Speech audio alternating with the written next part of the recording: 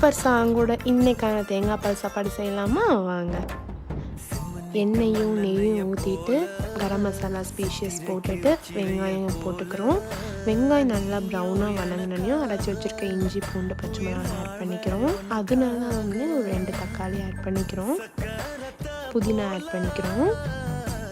ஊற வச்சுருக்க ரைஸை வந்து போட்டு ஒரு மிக்ஸ் பண்ணிக்கிறோம். அரைச்சி வச்சுருக்க தேங்காய் பாலை ஊற்றிக்கிறோம். தேவையான அளவு சால்ட்டு போட்டு கொதிக்க விட்டிங்கன்னா கடைசியாக மல்லித்தலை மேலே தூவி 2 விசில் விடணும்.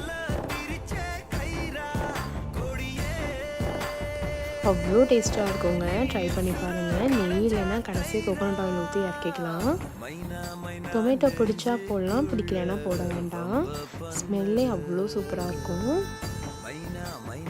இந்த கலர் வரதுக்கு ரீசன் வந்து ஆனியன் வணங்குற விதம் தான். செஞ்சு பார்த்து எப்படி இருக்குன்னு சொல்லுங்கள். நெக்ஸ்ட் வீடியோவில் பார்க்கலாம்.